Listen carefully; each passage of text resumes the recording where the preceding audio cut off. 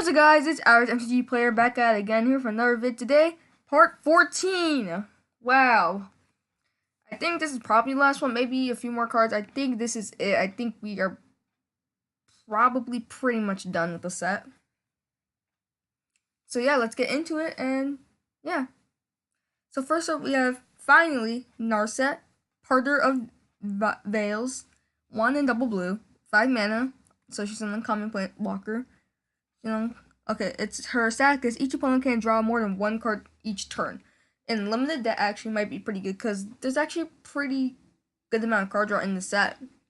There's Jace, well, not the Ladman Jace, not the Planeswalker deck one, and there's a few other things that draw you cards. So Narset can be pretty good.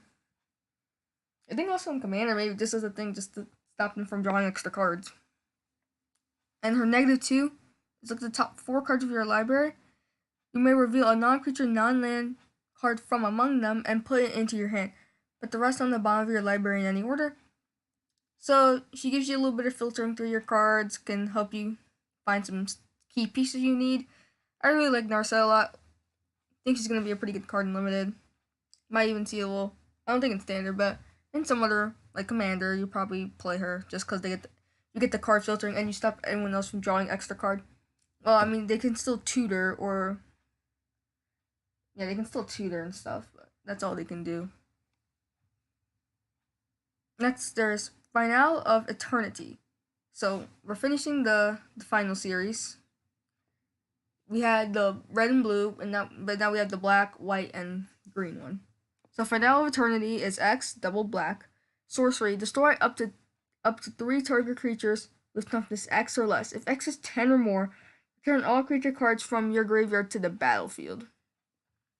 Probably seems right now, I haven't seen any other cards, probably seems the weakest of them because with toughness, because if you hit 10, you're probably going to be able to, yeah, I think you'd rather just, I mean, unless you have some good stuff in your graveyard, I don't think it's worth going for the 10 because then you have to pay 12 just to kill things that you probably could have just paid less mana to kill. And then also, I mean, sure, getting stuff back, but for 12 mana, I mean, make it really worth it for Finale of Eternity if you want to pay for 10 or more. Yeah, I'd say max in Limited, 12. Pay 12 at max. I mean, Commander, yeah, because people can have things like Eldrazi's, all that other stuff. So, next up, we have Tyrant's Scorn. So, Tyrant's Scorn is Dimir, 1 blue, for choose 1, instant speed. Destroy a target creature with converted mana cost 3 or less, pretty good, or return target creature to its owner's hand.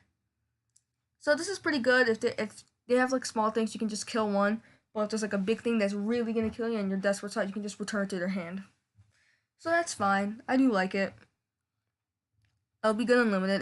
If this was a choose one or both, that would have been cool. But yeah, but then it kind of would have been a little bit too powerful.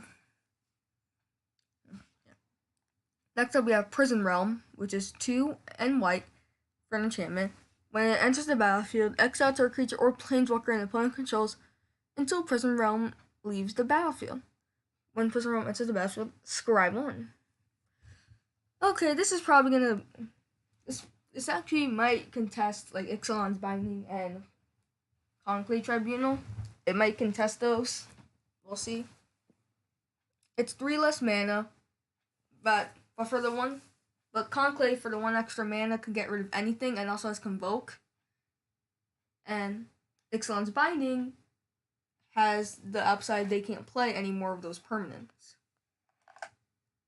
But the Prison Realm is 1 less and also scries. So I think it could contest some of them, but we'll see. Next up we have Narset's Reversal, which is double blue. Instant speed. Copy target, instant or spell, sorcery spell, then return it to its owner's hand. You may choose new targets for the copy. So this is great because you either now okay, I'm gonna take your spell and now it's back in your hand. Or if you have enough mana, you can I'm gonna copy this, use Narset Reversal, return to my hand, replay it again. I mean, think about that with like some of the finals. Well, I mean, you're not gonna be able to do it to 10 because in Limited you're not gonna have that much amount of mana. Yeah, I don't think the finals are really good in Limited just because it's gonna be so hard to get them the X to 10. You have to have 12 men on the board. I mean, unless you or your opponent are playing a really grindy control deck, that's the only way that you're gonna be able to get to that. But honestly, in limited, I'd be fine paying the finals for not with their extra 10. I think most of them are fine. Vanessa Russell is pretty good. Next up, we have Return to Nature. It's just 1 and green. It's instant speed. Choose one. Start target artifact. Restore target enchantment. Exile target card from a graveyard. I actually like this card. First of all, it's way better than Naturalize. It's way better than Naturalize, which is the Sword Target Artifact or Enchantment. But also, you also have the option to exile. And also, well, if you're playing Selesnya, you're gonna run this over like Disenchant and stuff. You know, this is real good. It's just way better than those options. So nice. Next up, I love this card, mainly just because of the story it has. Gideon's Sacrifice. It's one white for instant speed. Choose a creature or planeswalker you control. All damage that would be dealt this turn to you and permanents you control is dealt to that chosen permanent instead, if it's still on the battlefield. To Liliana's surprise, the cost of betraying Bolas did not fall on her. So Gideon, sacrifices himself to save Liliana. And basically, because that means he's probably free of her contract now, officially. And Gideon probably does die. So, yeah, most people, I think predictions were right. Gideon, yeah, he probably dies. Next up, we have Arboreal Grazer. It's one green for an 0/3. When it enters the battlefield, you may put a land card from your hand onto the battlefield tapped. Okay, nice. It'll ramp effect because on turn 2 you just have 3 mana, which is really great. And that's also a decent blocker. It's an 0/3. And if you put some equipment or give it counters, it could now attack. So yeah, I like that card. Next up, Charity Extractor. It's 3 and black for a 1/5 lifelinker. It might be decent limited. Like if your opponent has some big threats, you say, okay, I have this out, and now like you can just when they keep swinging out with their whole horde, you can just block there, gain 1. So you essentially mitigate. You might be able to mitigate quite a few points of damage because they have like a 4-power creature. And they have like 2 other 2/2s, and they have a 4-power creature. They attack. You just block the 4/1. You essentially gain 5 from that because you block that. So that's 4. You mitigated, and then the lifelink gives you 1. So in the right matchups, Charity Extractor probably could be a decent sideboard card. If your opponent's like really swarmy, this is not a good card because if they just play a bunch of swarmy creatures or evasion creatures like flying, then yeah, Charity Extractor is not that great. The next up we have Trusted Pegasus. It's 2 and white, 2/2 flying. Whenever it attacks, target attacking creature without flying gains flying until end of turn. Pretty nice. Yeah, this is way better. It's gonna be way better than Pegasus Corsair or Rock Charger. And that's also a common, which is pretty nice. Because it's way better because it just has 1 extra power. 1 extra instead of the toughness. I mean, some matches there might, but most of the time, you want to attack with it. So the extra damage is going to be way more worth it. Well, next up, we have Dustmantle Operative. It's 1 in black for a 2/2, and it can't be blocked by creatures with power 4 or greater. So if your opponent, again, is just playing big things, Dustmantle Operative can just be a nice 2/2 unblockable creature. Yeah, this one I could see main decking just because a 2/2 for 2, it's already fine, and some creatures might not even be able to block it. If it's at power 3, then it would be insane. Because then basically all those things have to trade with it. Trade or the Dustmantle Operative, they essentially have to chump block. Yeah, before I feel it's balanced. Next we have Callous Dismissal. 1 and blue. Return target non-land permanent to its owner's hand, amass 1. So we have a few comparisons. In comparisons, we have Disperse, which does the same thing, but it's instant speed, but doesn't amass. There's also Blink of an Eye, which is 2 mana, return a creature, but you can pay Kicker to draw a card for 2 mana, and also it's also instant. In limited, probably a little bit better. Most of the time, in limited, you just want to sorcery speed it so that a threat's gone, and then you can attack in. And then you just also get a free 1/1 body off of it. Probably a little bit better. I mean, unless you're in the control deck. And then in the control deck, you probably want the instant speed version. Just to do that. I don't know. I feel it's, yeah, I mean, just like in tempo decks, Callous Dismissal is probably going to be better. Well, next up, we have the Evan Eternal. It's 2 in blue for a 2/2 flyer. And when it enters the battlefield, amass 1. Pretty nice. So essentially you get 3 power on the board, 2 if it's flying. That's pretty good. Yeah, it's get two flying power and 1 ground creature. So that's pretty nice. Good solid card. Next up we have Wall of Runes. Wall of Runes is just a 1 mana 0/4. And when it enters the battlefield, scry 1. Good card. Especially in just controlling decks. If you're in limited, you're putting the control deck, great card. On turn 1, it already gives you a bit of card selection, and it's just an 0/4 against all your opponent's things. Alright, next up, Final of Glory. It's X, white. Create X 2/2 soldier creature tokens with vigilance. If X is 10 or more, also create 4 X 4/4 white angel creature tokens with vigilance. Might be a pretty, this probably is one of the better ones, honestly. Like, let's think about it. If you pay 1 mana, 3 mana, you get 2/2 white soldier. Not good. With vigilance. 3 mana for a 2/2 vigilance, not good. 4 mana for 2 4/4, that's even, and then after that you're getting better rates. Once you get to 10, you also create, it's not instead make 4/4 Serra Angels. No. You also get them. You get the soldiers and you also get the angels. Honestly, even then it'd still be insane. But the fact that you get the soldiers and you also get the 4/4 flyers with vigilance, insane. If you ever get to do that, you made for 12 mana, you made 10 2/2 vigilances, and you made 10 Serra Angels for 12 mana. That's just insane rate. If you ever get that, you're probably gonna win unless they like Solar Blaze you or other board wipe. That's the only really way they can come back. Because then you just have a massive board state, and yeah, they're in big trouble. I mean, but it's probably not gonna happen in limited. Again, unless one of you just really controlling, but would you even have Final Glory in control? Probably not. I mean, unless you know you're gonna clog the board up and you just want to have a finisher. I guess Final Glory is a good finisher. I guess. Next up, we have Guild Globe, which is 2 mana artifact. When it enters the battlefield, draw a card. Okay. 2 mana artifact, draw a card. Pretty nice. And you can also pay 2, sacrifice Guild Globe, add 2 mana different colors. So it's a filter.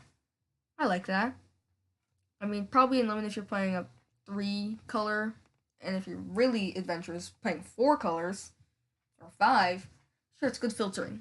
Probably in 3 color I'll play it just to get the good filtering, because I don't think there's any dual lands in the set. There's no guild gates or any shock lands or anything. So, or any other tap lands. So, I'll probably, if I'm playing 3 colors, if I get 1 or 2 of these, I will play them if I'm playing 3 color. Which sometimes you might want it, because Grixis looks pretty good, because Grixis is Nicol Bolas's colors, obviously. Next up, we have Sarkhan's Catharsis, or Caris. It's 4 in green. It's in speed. It does 5 damage to target player or planeswalker. Okay. It's a lava axe. Okay. You've once brought havoc to my home and ruined my mind. I'm here to return the favor, Bolas. Yeah. Next up, we have Dreadmelkin. It's a 1 mana 1/1 menace. Okay, 1 mana 1/1 menace, pretty good. And you can pay 3, sacrifice another creature or planeswalker. Don't do that.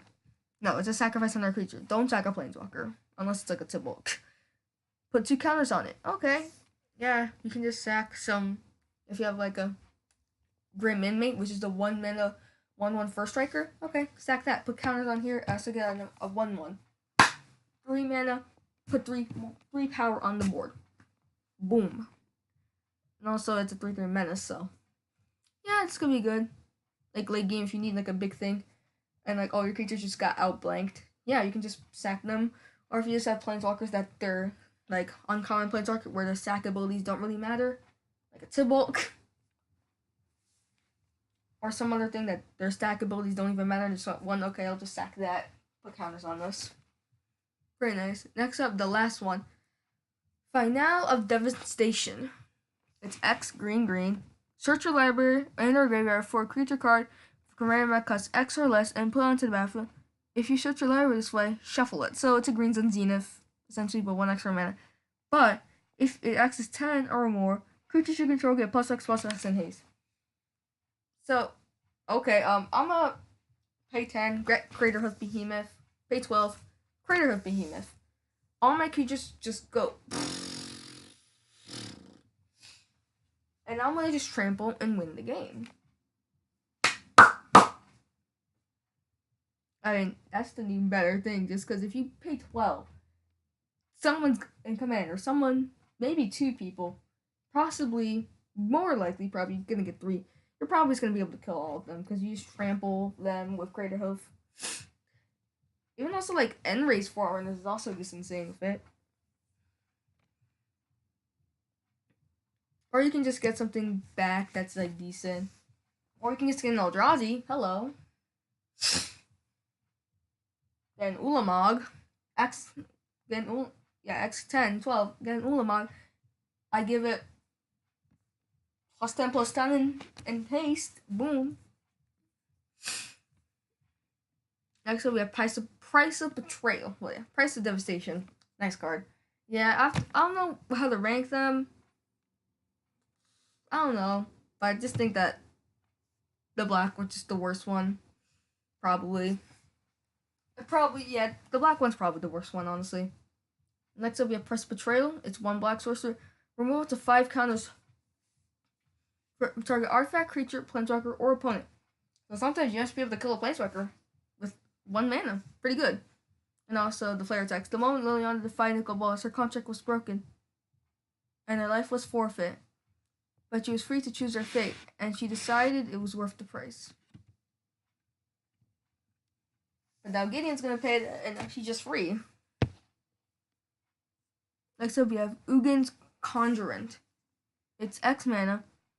Ugin's Conjurant enters with X +1/+1 counters on the back. So it's like Endless One. Yeah, Endless One was just X mana, and so that many +1 counters on it. The damage will be dealt to Ugin's Conjurant while it has a +1 counter on it, which it will, because or else it's just dead. Prevent that damage and remove that many +1 counters from Ugin's Conjurant. But if you pay 2 and they shock, it still dies though.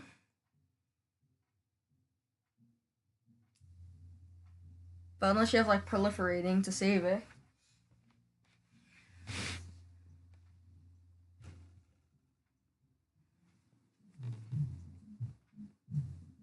Because then it just gets weaker and easier to kill.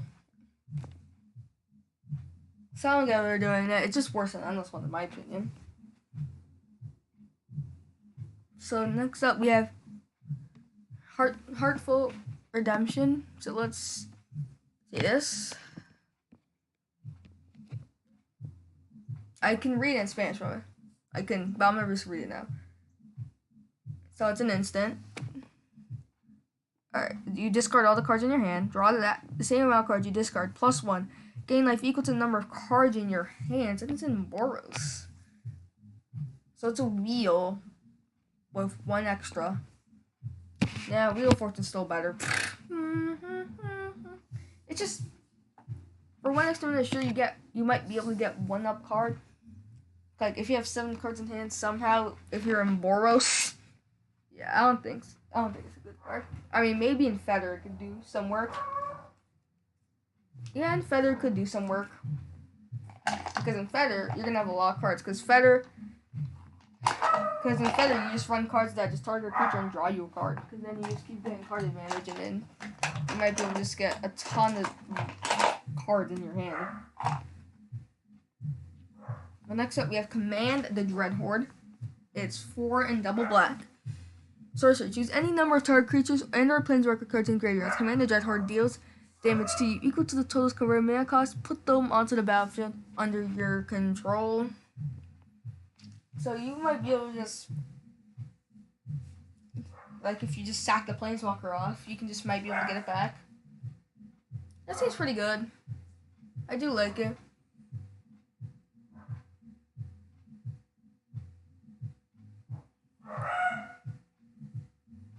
I think it's a nice card. In Commander, it's great because you have 40 life. In Limited and Standard, I don't think it's going to be that great just because sometimes it's going to be hard to do that. But in Control or Life Gain Strategy, it could work well. Just get back some things. Oof. Oof. Oof! What?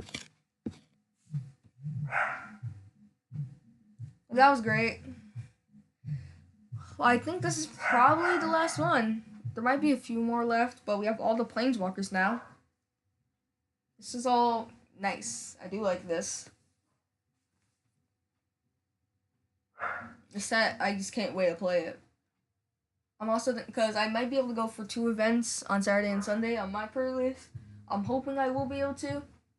Yeah, but we'll just see. Alright, well. Anyway, that's it. RSG Player, out.